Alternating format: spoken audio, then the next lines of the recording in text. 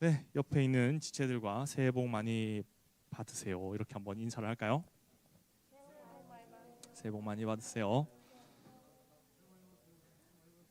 네, 이렇게도 한번 인사를 하면 좋겠네요. 당신은 예수님을 잘 따라가고 있습니까?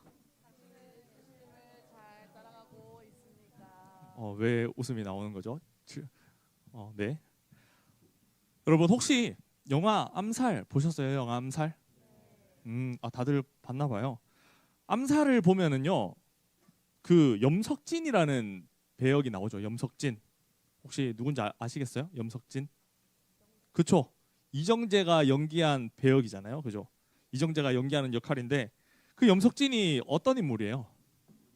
그렇죠. 밀정이죠. 원래 독립운동가였어요. 원래 독립운동가였는데 일본군에 의해서 이렇게 밀정, 스파이로 이렇게 변절되는 인물입니다. 저는 이제 뭐 마냥 영화적 허구로 만들어낸 인물인 줄 알았는데 그게 아니라 염동진이라는 실제 인물을 모티브로 이렇게 만들어진 역할이라고 하더라고요. 영화에서는 그 사람이 어떻게 되죠? 마지막에 네, 죽습니다. 최후를 맞이합니다. 동료들에 의해서. 동료들이라고 하긴 그렇지만 네, 자기가 배신한 그 동지들에 의해서 최후를 맞이합니다. 그 장면에서 전지현이 이렇게 물어봐요. 그 이정재한테 동료들을 왜 배신했냐? 왜 동물을 팔았냐? 이렇게 물으니까 이정재가 뭐라고 합니까? 전 진짜 이거 성대모사를 정말 잘하고 싶거든요. 저도 성대모사를 정말 잘하고 싶은데 거기에 소질이 없어요. 소질이 없어서 혹시 이거 대사 찰지게 쳐줄 수 있는 사람 있어요? 몰랐으니까. 해방이 될 줄 몰랐으니까. 알면 그랬겠나. 이 시대의 명대사를 잠깐만. 사투리라고요? 아, 네. 혹시 누가 이렇게 그럼 서울말로 해줄 수 있는 사람 있어요? 일단 정민가사리면 안 되겠네, 그죠? 일단 정민가사리면 안 되고. 아니 종훈이가 비웃더라고 나를. 종훈이가 제대로 비웃었어. 네, 이렇게 웃음소리 크게 들렸는데. 한번 종훈이가 한번 보여주세요. 이정재 목소리로. 어? 그래 맞다 연극 하잖아. 그래 우리 명훈이 죄송합니다. 우리 종훈이의 성대모사를 한번 들어보도록 하겠습니다. 자, 괜찮아요. 한번 들려주세요. 좋았어요. 좋네. 그래요. 몰랐으니까 해방이 될 줄 몰랐으니까 이렇게 명대사를 날리죠. 여러분 그런데 우리 예수님의 12제자들 중에도 이런 변절자가 하나 있죠. 누굽니까? 가롯 유다. 가롯 유다가 그 변절자 중에 하나인데 그는 예수님의 부활을 보지 못하고 스스로 목숨을 끊었잖아요. 만약 그가 스스로 목숨을 끊지 않고 예수님의 부활을 봤다면 어땠을까요? 예수님을 왜 팔았나? 라는 물음에 몰랐으니까. 진짜 예수님이 메시아인 줄 몰랐으니까. 예수님이 진짜 부활할 줄 몰랐으니까. 이렇게 대답하지 않았을까요? 그런데 이런 가롯 유다만큼은 아니더라도 배신자라는 오명에서 이렇게 자유롭지 못한 제자가 또 하나 있죠. 바로 오늘 본문에 등장하는 베드로입니다. 베드로. 그는 예수님의 수제자였습니다. 수제자. 제자들의 이름이 나열될 때 항상 거의 대부분 가장 먼저 언급되는 1번 제자입니다. 그런데 예수님께서 체포당하던 그날 밤에 그는 요즘 표현으로 말하면은 예수님을 손절했죠. 손절했습니다. 심지어 베드로는 이 일이 있기 전 불과 몇 시간 전에 모두 주를 버릴지라도 나는 결코 주를 버리지 않겠나이다. 이렇게 호언장담까지 했거든요. 그랬던 베드로가 예수님이 체포되자 혹여 자신에게도 불똥이 튈까봐 사람들 앞에서 예수님을 모른다. 예수님을 모른다. 이렇게 부인을 했죠. 그것도 3번이나. 이런 베드로에게는 어쩌면 배신자라는 말보다는 낙오자라는 말이 더 어울릴지도 모르겠습니다. 처음 베드로가 예수님을 만났을 때 예수님이 나를 따라오라. 내가 너희를 사람을 낚는 어부가 되게 하리라. 이렇게 말씀을 하셨고 그 말씀을 듣고는 지금 베드로가 가지고 있던 배와 그물들을 다 팽개치고 자신의 생업을 다 팽개치고 예수님을 따랐습니다. 열정적으로. 아주 열정적으로 예수님을 따라갔어요. 그런데 예수님의 죽음을 앞두고 예수님이 죽는 그 현장에서 그는 길에서 이탈했고 방향을 상실했습니다. 그래서 예수님이 부활하신 후에도 베드로는 다시 제자리로 돌아가지 못했어요. 사람을 낚는 어부의 길에서 낙오해가지고 사람을 낚는 어부의 길에서 낙오해서 사명의 길에서 낙오해서 바닷가에서 물고기만 낚고 있었습니다. 아마 예수님을 부인하던 그 장면이 머릿속에서 계속 되풀이되고 있지 않았을까요? 그런데 오늘 본문 말씀에서 예수님이 친히 낙오자인 그 베드로를 찾아오시죠. 그리고 그를 회복시킵니다. 다시금 예수님을 따르는 제자의 길로 제자도로 베드로를 이끄십니다. 여러분, 오늘 우리가 이 베드로가 회복이 되는 본문을 묵상하면서 먼저는 우리 가운데 회복이 있기를 소망합니다. 그리고 우리가 가롯 유다처럼 아니면 염석진처럼 아니면 베드로처럼 예수님께 대하여서 변절하거나 예수님께 대하여서 낙오하는 그런 일이 없어야겠죠. 예수님을 따라가는 길에서 그걸 변절하거나 낙오하는 일이 없어야겠죠.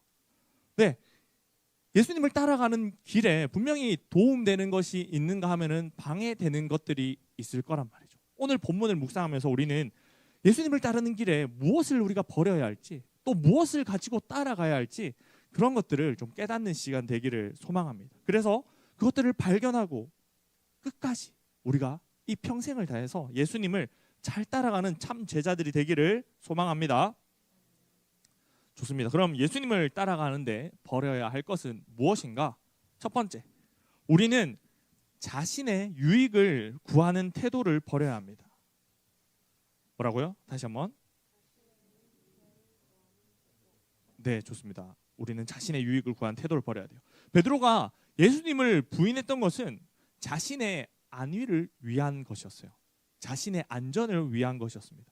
혹시나 체포된 예수님과 자신이 똑같이 연루되어서 불이익을 당할까 봐 예수님을 3번이나 부인하면서 도망친 겁니다. 앞서 이야기한 것처럼 자신만은 예수님을 결코 버리지 않는다 호언장담한 베드로였기 때문에 예수님을 부인한 기억은 더욱 부끄러운 기억으로 남아서 베드로 스스로를 괴롭히고 또 괴롭혔을 겁니다. 예수님을 부인하며 도망친 것을 자신이 알고 또 누가 아십니까? 주님이 아시죠. 예수님이 아십니다. 그 사실이 너무도 괴로웠을 베드로입니다. 그래서 그는 예수님이 다시금 부활하셨음에도 불구하고 다시금 주님의 곁에 있을 염치가 없었어요. 깊은 패배감과 죄책감이 그를 올가매고 또 올가매고 있었을 겁니다.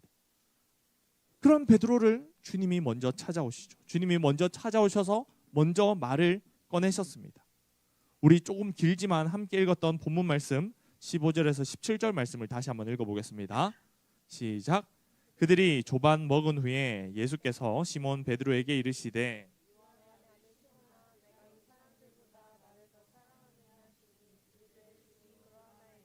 내가 주님을 사랑하는 줄 주님께서 아시나이다. 이르시되 내 어린 양을 먹이라 하시고 또 두 번째 이르시되 요한의 아들 시몬아 내가 나를 사랑하느냐 하시니 이르되 주님 그러하나이다. 내가 주님을 사랑하는 줄 주님께서 아시나이다. 이르시되 내 양을 치라 하시고 세 번째 이르시되 요한의 아들 시몬아 내가 나를 사랑하느냐 하시니 주께서 세 번째 내가 나를 사랑하느냐 하심으로 베드로가 근심하여 이르되 주님 모든 것을 아시오매 내가 주님을 사랑하는 줄을 주님께서 아시나이다. 예수께서 이르시되 내 양을 먹이라. 아멘. 요한의 아들 시몬아 내가 나를 사랑하느냐? 그렇습니다 주님. 내가 주님을 사랑하는 줄 주님께서 아십니다. 예수님의 똑같은 질문과 베드로의 똑같은 대답이 3번 반복됩니다. 이 질문과 대답을 통해서 베드로 안에는 어떤 회복이 일어났을까요? 베드로는 비록 예수님을 3번 부인했지만 예수님께 다시금 3번 사랑 고백할 기회를 부여받은 겁니다. 주님께서는 베드로가 예수님을 부인하는 현장에 없으셨지만 그 부인한 사실을 알고 계십니다. 아십니다. 베드로로서는 감추고 싶었겠지만 그도 주님 앞에 감출 수 없음을 알았을 거예요. 아무리 감추고 싶은 그 약한 부분도 주님 앞에서는 다 드러나기 마련인 것이죠. 우리의 그 속에 있는 불순한 마음들, 사람들은 보지 못하는 그 불순한 마음들 주님께서는 아신다는 거죠. 베드로도 참 숨기고 싶었지만 그것을 감출 수 없다는 걸 알았죠. 그러나 여러분, 거꾸로 그 앞에 감출 것 없다는 사실이 거꾸로 위로가 되기도 합니다. 위로가 됩니다. 예수님을 부인한 사실이 마치 예수님을 향한 베드로의 사랑마저 부정하는 것 같고 그 사랑마저 가린 것 같았기 때문입니다. 사람들은 베드로가 부인했다는 사실, 예수님을 배신했다는 사실, 그것만 보고 그 베드로의 사랑은 거짓이었다라고 말할 수 있습니다. 예수님을 향한 그의 열정은 거짓이었다 말할 수 있습니다. 하지만 사람들은 그 마음의 중심이 어떠한지 모르지만 예수님께서는 아신다는 거죠. 우리의 불순종, 우리의 연약한 부분도 아시지만 우리 속에 예수님을 향한 사랑, 우리 속에 예수님을 향한 열정들이 있다라는 것을 꿰뚫어 보신다는 거예요. 우리 중심에 그런 것이 있음을 알고 있다라는 거죠. 우리 안에 연약하지만 순종하고 싶어하는 그 마음들이 있다라는 것을 사람들은 보지 못하지만 예수님은 보신다는 겁니다. 예수님은 베드로의 중심에 여전히 하나님을 향한 사랑, 예수님을 향한 사랑이 있다는 사실도 아십니다. 아셨던 겁니다. 내 신변의 두려움 때문에, 내 안위 때문에 비록 예수님을 3번 부인했지만 여전히 내 중심은 예수님을 사랑하며 이를 또한 예수님이 아신다. 이런 믿음이 베드로의 고백 가운데 있는 겁니다. 자신의 안위, 자신에게 올 불이익을 피해서 도망치던 베드로를 회복시키는 동시에 예수님은 그의 소명을 새롭게 하십니다. 베드로에게 당신의 양들을 다시금 맡깁니다. 양을 먹이며 양을 치라고 말씀하죠.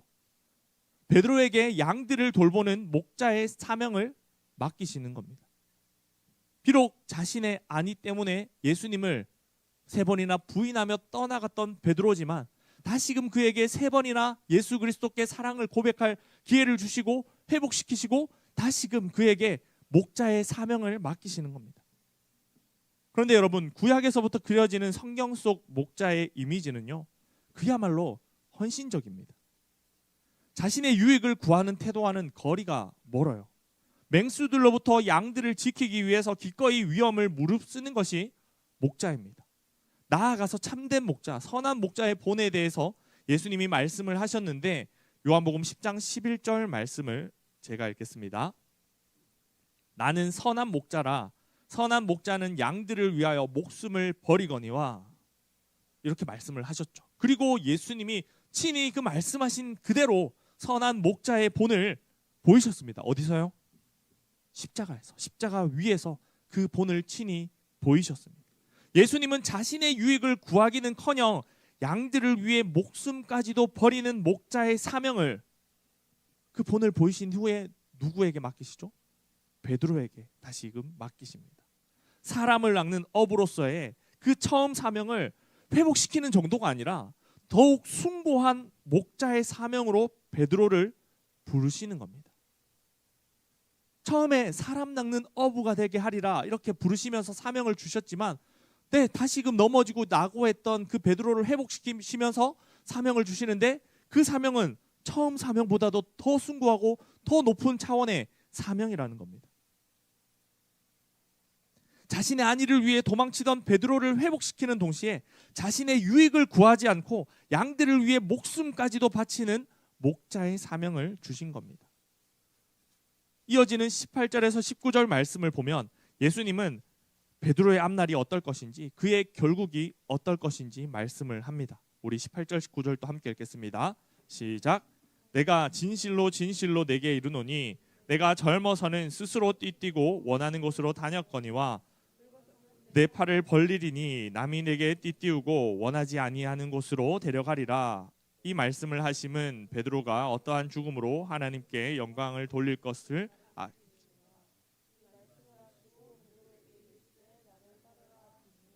아멘. 여러분, 사막 지형이 많은 그 팔레스타인 지역에서 당시에 주로 입던 옷들은 원피스로 돼가지고 펄럭이는 옷이었습니다. 활동하기에 상당히 거추장스러웠겠죠. 그래서 띠를 둘렀는데 띠를 띠면은 이제 걷거나 뛸 때 훨씬 활동성이 있고 자유로웠던 겁니다. 예수님은 혈기가 가득해서 말과 행동을 하는 데 있어서 거침이 없던, 자유롭던 베드로의 지난 날의 모습을 스스로 띠를 띠고 원하는 곳으로 다니는 그 모습으로 묘사하신 겁니다. 그러나 이제는 다를 것이라고 하죠. 이제는 다를 것이라는 겁니다. 남이, 다른 사람이 그의 팔을 벌리고 띠를 띄어서 그를 원하지 아니하는 곳으로 데려갈 것이다, 이렇게 말씀을 합니다. 젊은 날과는 상반되는 인생이 그의 앞날에 이제 펼쳐지리라 말씀하는 겁니다. 요한은 이 말씀이 곧 베드로가 순교를 당해서 하나님께 영광 돌릴 것을 가리킨다고 기록하고 있습니다. 여러분, 실제로 그의 앞날은 어떻습니까? 오순절에 임하시는 성령의 인도를 따라서 예수님의 명령대로 복음을 전하고 세례를 베풀며 제자 삼는 삶을 삽니다. 그런 삶을 살다가 예수님처럼 원수들에게 붙들려서 십자가에 매달려 죽게 됩니다. 전승에 따르면은 자신이 감히 예수님과 같은 모습으로 죽을 수 없다면서 십자가에 거꾸로 매달려서 순교했다라고 이야기합니다. 여러분, 예수님의 말씀은 곧 성취입니다. 예수님의 말씀은 곧 이루어짐입니다. 말씀하시는 동시에 성취하시는 분이 바로 예수님입니다. 그리고 베드로는 예수님께서 말씀하시며 성취하시는 것을 지금껏 지켜봤죠. 지금껏 지켜봤습니다. 예수님은 말씀하셨고 십자가에 달리셨으며 부활하셨습니다. 그런 예수님께서 이제는 베드로 자신의 앞날에 대해 말씀을 하신 거죠. 그런데 그 앞날은 장밋빛 인생, 꽃길이 펼쳐지는 그 길이 아니라 나의 유익과는 상관없어 보이는, 상관이 없는 가시밭길 인생이라는 거죠. 고생길이 훤한 앞날을 말씀하시면서 예수님은 지금 베드로에게 나를 따르라 하시는 겁니다. 베드로가 처음 나를 따르라, 예수님께 그 말씀을 들을 때와 오늘 본문에서 나를 따르라는 말씀을 듣는 것은 그 무게가 다를 수밖에 없습니다. 예수님 말씀의 성취가 결코 이 땅에서 우리의 유익을 여러분 보장하지 않습니다. 오히려 고난이 기다리는 것이 오히려 확실합니다. 그러나 예수님은 우리에게 따라올래? 이렇게 권유하는 것이 아니라 따르라 명령하십니다. 거기에는 이 땅에서 우리의 유익을 아득히 초월하는 하나님의 영광이 기다리기 때문입니다. 예수님이 따르라 하는 곳에는, 예수님을 따라서 결국에 이를 그곳에는 우리의 유익을 아득히 초월하는 하나님의 찬란한 영광이 기다리고 있기 때문입니다. 그렇기 때문에 예수님은 나 따라올래? 이렇게 얘기하시지 않고 나를 따르라 이렇게 명령하고 계십니다. 우리가 이런 예수님의 따르라는 명령에 아멘으로 반응할 수 있기를 소망하며 축복합니다. 우리가 그러면 또 버려야 될 모습, 예수님을 따르는 길에서 버려야 될 모습은 무엇인가? 두 번째, 우리는 비교하고 시기하는 모습을 버려야 합니다. 우리 20절 21절 말씀 함께 읽겠습니다. 시작. 베드로가 돌이켜 예수께서 사랑하시는 그 제자가 따르는 것을 보니 그는 만찬석에서 예수의 품에 의지하여 주님을 파는 자가 누구오니까 묻던 자더라. 이에 베드로가 그를 보고 예수께 여짜오되 주님, 이 사람은 어떻게 되겠사옵나이까? 아멘. 사실 앞에 세 번의 질문과 대답을 통해 예수님이 베드로를 회복시키는 대목이 너무 인상적이어서 오히려 뒤에 이어지는 이 대화는 그렇게 주목을 받지 못한 것 같습니다. 그런데 오늘을 살아가는 우리는 20절부터 이어지는 이 말씀을 귀담아 들어야 됩니다. 귀 기울여 들어야 됩니다. 베드로는 이제 죄책감과 패배감에서 고개를 들고 다른 곳으로 이제 시선을 돌릴 여유가 생긴 것 같습니다. 그는 눈을 돌려서 예수께서 사랑하시는 그 제자 누굽니까? 요한이죠. 요한. 그 요한을 보면서 예수님께 묻습니다. 주님, 그럼 이 사람은 어떻게 되겠사옵나이까? 예수님께서 앞에서 베드로 자신의 앞날은 이제 남이 자신을 띠띠워가지고 원하지 않는 곳으로 데려간다라고 말씀을 하셨는데 요한은 어떻게 될지 궁금한 겁니다. 자신보다 더 중요한 일을 맡지는 않을지, 자신보다 더 앞서가면 어떡할지, 예수님이 이 요한을 자신보다 더 사랑하면 어쩌나, 이런 궁금한 마음이었던 것 같습니다. 이미 이 베드로의 뉘앙스에는 요한을 향한 시기심이 어느 정도 묻어 있는 것 같아요. 하지만 제자들 사이에 서로 비교하고 서로 시기하는 모습은 지금 이게 처음이 아닙니다. 마가복음 10장 37절에서는 야고보와 요한이 예수님께 이렇게 구한 바가 있습니다. 여짜오되 주의 영광 중에서 우리를 하나는 주의 우편에 하나는 좌편에 앉게 하여 주옵소서. 예수님께 가서 로비를 한 거죠. 죄성을 가진 인간의 본성에는 비교의식이 있습니다. 여러분들도 비교의식과 열등감이 있습니까? 네, 여러분, 이 비교의식은 상당히 파괴적인 힘을 가지고 있어요. 가집니다. 오늘날 보통의 많은 사람들이 살아가는 동력도 비교의식에서 비롯되는 경우가 많습니다. 남들보다 빠르게, 남들보다 더 높게, 남들보다 더 많이, 이 같은 생각이 매일 사람들을 채찍질하며 하루를 분주하게 살아가도록 만듭니다.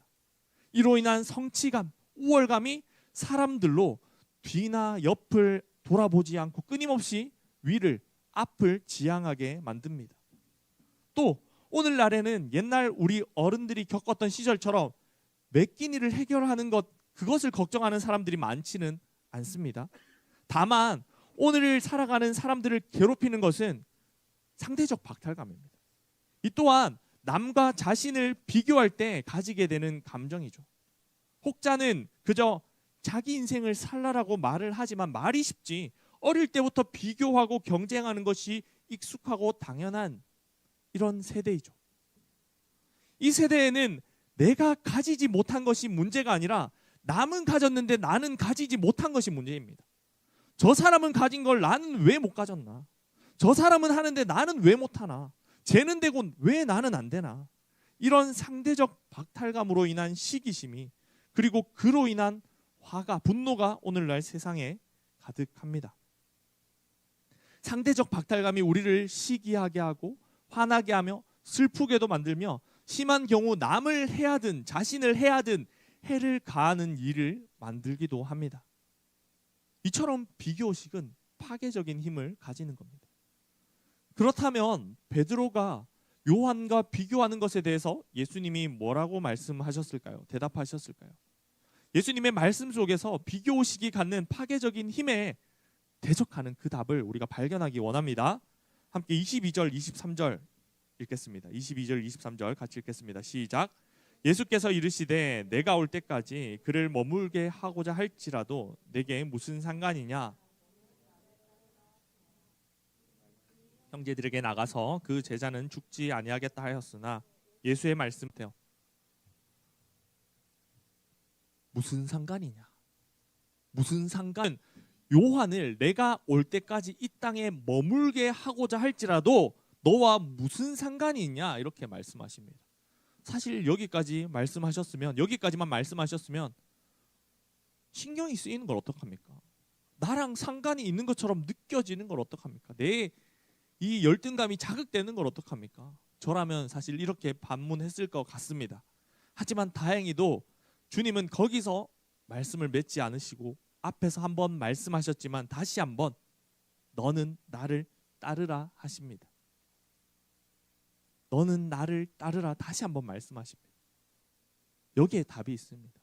여기에 우리가 그 비교의식과 상대적 박탈감, 열등감, 우월감을 제쳐두고 이것을 극복하고 살아갈 수 있는 답이 있습니다. 바로 주님을 따라가면 된다는 거죠. 주님을 따라가면 됩니다. 주님을 바라보면 됩니다. 우리가 하나님과의 관계에 집중할 때 여러분 비교의식은 극복되어질 수 있습니다. 우리가 하나님과의 관계에 집중하고 그것을 바라보고 붙들 때 우리 안에 그 상대적 박탈감은 극복되어질 줄 믿습니다. 주님 안에는 세상에서 찾아볼 수 없는 풍요로움이 있고 주님 안에는 나를 향한 특별한 계획이 있습니다.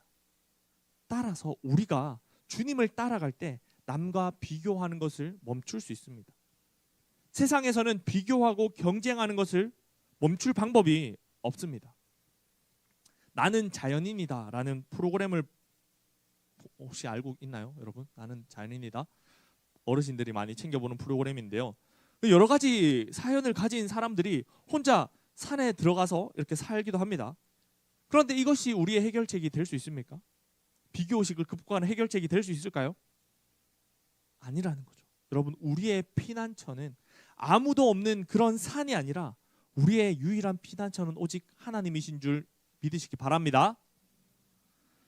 사실 오늘 설교 제목이 뭐죠? 가져야 할 것과 버려야 할 것입니다. 그리고 설교 시작 때도 우리가 오늘 본문을 통해서 예수님 따를 때 가져야 할 것과 버려야 할 것을 발견하기 원한다고 했습니다. 그런데 지금까지 버려야 할 것만 두 가지 이야기했습니다. 그것이 무엇과 무엇이었죠? 첫 번째가 자기 유익을 구하는 태도를 버린다.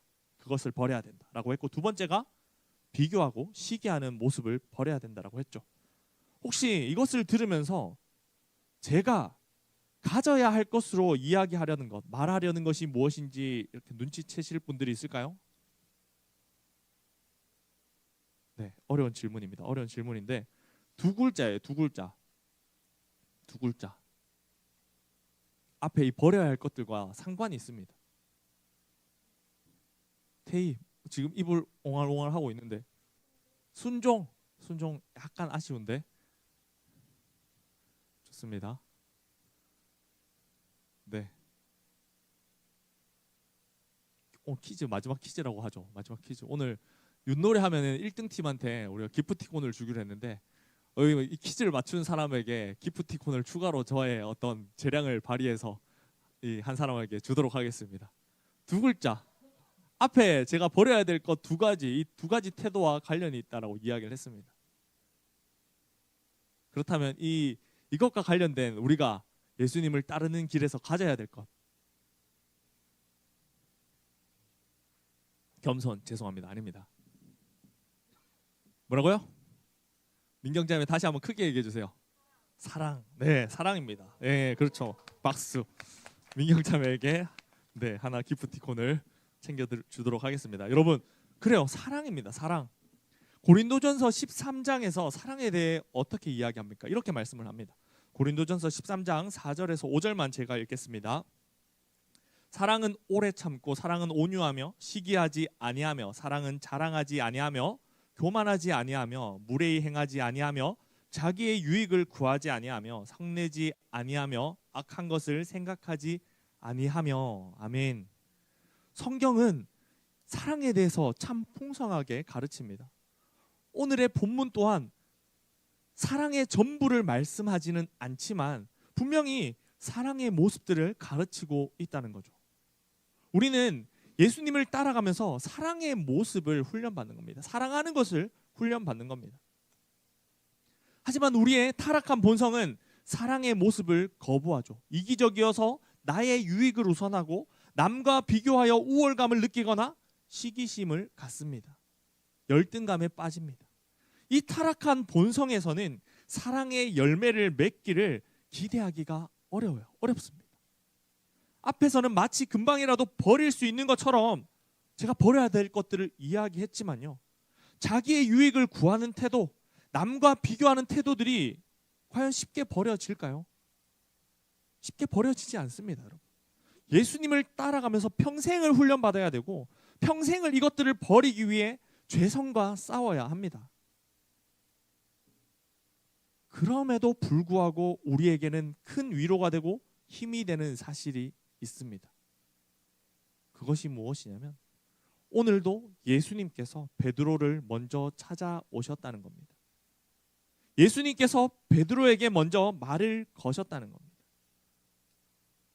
항상 우리에게 먼저 사랑을 베푸시는 분이 예수님입니다. 그 변절자에게, 낙오자에게 누가 다가가서 손 내밉니까?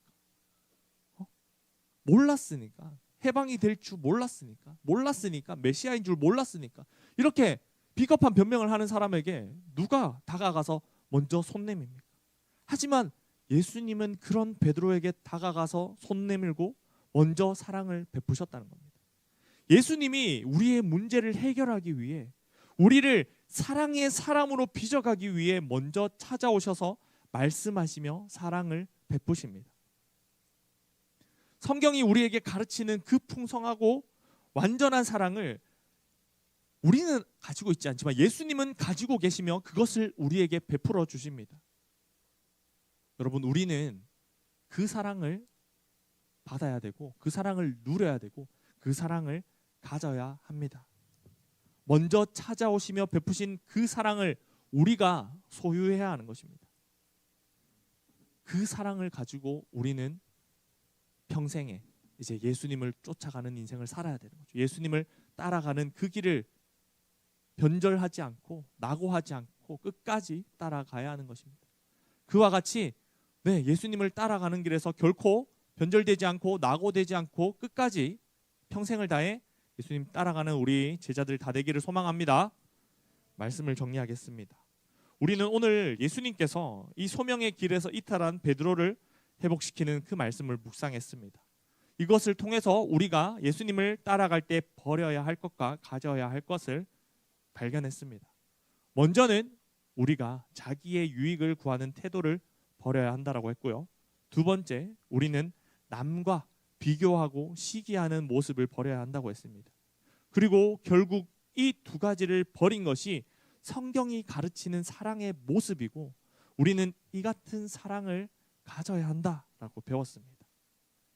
이를 위해 예수님은 우리에게 먼저 찾아오시고 먼저 풍성하고 완전한 사랑을 베푸십니다. 오늘 이곳에서 함께 예배드리는 우리 청년들이 먼저 찾아온 그리스도의 완전한 사랑을 받아 누려서 자기의 유익을 구하지 않고 남들과 비교하거나 시기하지 않는 그 사랑을 또한 흘려보낼 수 있기를 간절히 축복하며 바랍니다. 우리 함께 말씀을 기억하며 찬양 드리겠습니다.